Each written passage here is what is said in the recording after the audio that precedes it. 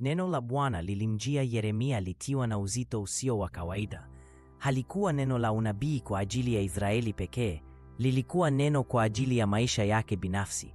Lilikuwa agizo ambalo lingebadilisha kila kitu kumhusu, na lilikuwa agizo ambalo hakuna mtu yeyote katika Israeli aliyewahi kulisikia kutoka kwa Mungu.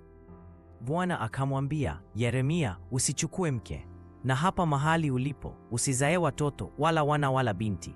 Yeremia alipokea lile neno moyoni mwake. Alikuwa mwanaume kama wanaume wengine, alitamani familia na furaha ya nyumbani. Lakini Mungu alikuwa amemkataza katazo ambalo lilikwenda kinyume na maumbile na utamaduni wote. Kwa nini Mungu amtilie sharti hili la kushangaza na la upweke? Kila kona aliyopita, watu walimnong'ona. Waliona jinsi gani alivyokuwa mpweke. Mtu huyu amelaaniwa. Wengine waliuliza, kwa nini haoi? Kijana mwenye nguvu kama huyu, inakuwaje anaishi peke yake?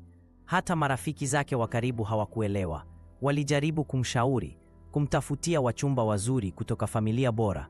Lakini Yeremia alitikisa kichwa tu. Alibeba siri nzito ambayo hakuweza kuwaeleza kirahisi. Siri hiyo ilikuwa agizo kutoka mbinguni na ilikuwa inatisha. Maisha yake yalikuwa yameanza kugeuka kuwa fumbo. Watu walimwona kama mtu wa ajabu, mtu aliyetengwa. Lakini hawakujua kwamba huu ulikuwa mwanzo tu wa maagizo ya ajabu kutoka kwa Mungu. Siku hazikupita nyingi, neno la Bwana likamjia tena. Yeremia, usiingie kwenye nyumba yenye matanga. Usiende kulia na mtu wala kuwafariji. Hili lilikuwa gumu zaidi. Katika utamaduni wao, kutohudhuria msiba wa jirani ilikuwa tusi kubwa. Ilikuwa ni kumkana mwanadamu mwenzako wakati wa uhitaji wake mkuu. Watu walimwangalia kama mtu asiye na moyo, mtu katili. Walipokuwa wakilia na kuomboleza vifo vya wapendwa wao, Yeremia alibaki nyumbani kwake. Alisikia vilio lakini hakuruhusiwa kushiriki. Mbona Mungu alikuwa akimtenga na jamii yake hivi? Ilikuwa na maana gani? Mungu alikuwa anajaribu kusema nini kupitia huu upweke wa kutisha? Na kana kwamba hiyo haitoshi, Mungu akaongeza agizo la tatu. Wala usiingie katika nyumba ya karamu ili kuketi pamoja nao, kula na kunywa. Sasa Yeremia alikuwa ametengwa kabisa. Hakuweza kushiriki furaha za ndoa, hakuweza kushiriki huzuni za misiba, na sasa hakuweza hata kushiriki furaha za sherehe na karamu za kawaida. Alikuwa kiumbe cha pekee, akitembea kati ya watu lakini hakuwa sehemu yao. Maisha yake yalikuwa fumbo kubwa. Kila mtu alitaka kujua Mungu ana shida gani na huyu nabii wake. Kwa nini anamtesa hivi? Maswali yalikuwa mengi kuliko majibu. Watu hawakuvumilia tena. Walikusanyika wakamwendea Yeremia. Tuambie, kwa nini Bwana anafanya haya yote? Kwa nini unakatazwa mambo ya kawaida ya maisha? Tumechukizwa na wewe na Mungu wako. Yeremia aliwatazama, macho yake yakiwa na uzito wa unabii aliobeba kwa miaka mingi. Na ndipo Mungu alipofungua kinywa chake kupitia Yeremia, na jibu lilikuwa la kutisha kuliko katazo lenyewe. Hivi ndivyo asemavyo Bwana. Yeremia alianza, kuhusu wana na binti watakaozaliwa mahali hapa, na kuhusu mama zao watakaowazaa, na baba zao watakaowazaa katika nchi hii.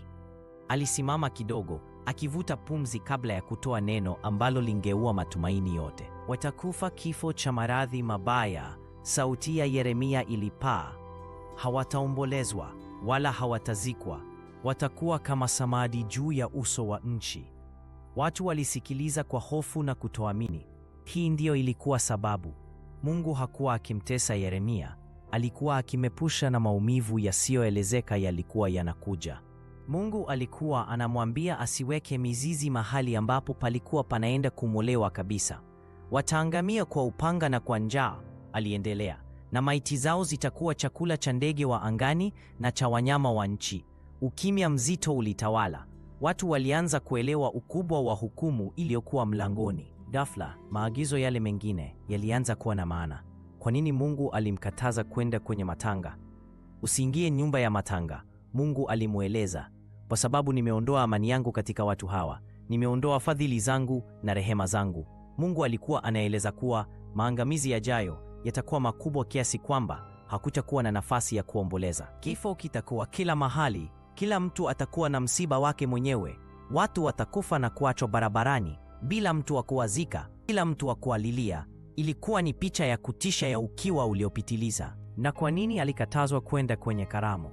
Kwa maana Bwana alisema, tazama, nitaikomesha mahali hapa mbele ya macho yenu, na katika siku zenu sauti ya furaha na sauti ya shangwe, sauti ya bwana harusi na sauti ya bibi harusi. Sherehe zote zilikuwa zinaenda kukoma, ndoa zote zilikuwa zinaenda kuvunjika, furaha yote ilikuwa inaenda kugeuka kuwa majivu na kilio. Mungu alikuwa amemfanya Yeremia kuwa mfano hai wa hukumu iliyokuwa njiani. Maisha yake yalikuwa ujumbe wenyewe. Watu walipomwangalia na kumuona mpweke, bila mke wala watoto, ilikuwa ni ukumbusho wa kutisha. Ilikuwa ni kana kwamba Mungu anasema, hivi ndivyo mtakavyokuwa. Familia zenu zitasambaratishwa. Hakutakuwa na bwana harusi wala bibi harusi. Hakutakuwa na watoto wakicheka. Upweke wa Yeremia ulikuwa kivuli cha uharibifu uliokuwa unakuja kwa kasi. Je, watu walitubu waliposikia maneno haya ya kutisha? Waliposikia sababu ya maisha ya ajabu ya Yeremia? La hasha! Badala yake walimgeukia Yeremia kwa hasira. Walimwambia, hutatabiri kwa jina la Bwana, usije ukafa kwa mikono yetu.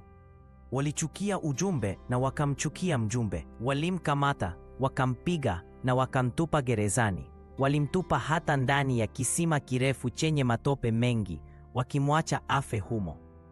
Waliona heri kumnyamazisha nabii kuliko kubadilisha njia zao mbovu na kuacha ibada zao za sanamu. Lakini kunyamazisha sauti ya nabii hakuwezi kuzuia unabii kutimia. Lakini Mungu alikuwa amesema, na neno la Mungu haliwezi kurudi bure. Siku zikapita, na hatimaye mfalme wa Babeli, Nebukadneza, alifika kwenye malango ya Yerusalemu. Mji ule mzuri uliwekwa kizuizini. Njaa ilianza kuuma. Watu walianza kula watoto wao wenyewe kwa ajili ya njaa, kama vile Mungu alivyokuwa ameonya. Ule mji ukatekwa. Hekalu takatifu likateketezwa kwa moto. Kila kitu ambacho Yeremia alikuwa amesema kilitimia neno kwa neno. Wana na binti walikufa kwa magonjwa na kwa upanga. Wazazi wao waliuawa. Maiti ziliachwa barabarani kama samadi, chakula cha ndege. Sauti ya furaha na sauti ya bwana harusi ilikoma kabisa. Watu walichukuliwa mateka kwenda nchi ya kigeni. Na Yeremia alibaki amesimama katikati ya magofu ya mji ulioteketea. Alikuwa mpweke kama Mungu alivyomwagiza. Lakini sasa upweke wake haukuwa tena fumbo. Ulikuwa ni ushahidi mchungu wa upendo wa Mungu uliokataliwa na unabii uliotimia kwa njia ya kutisha zaidi.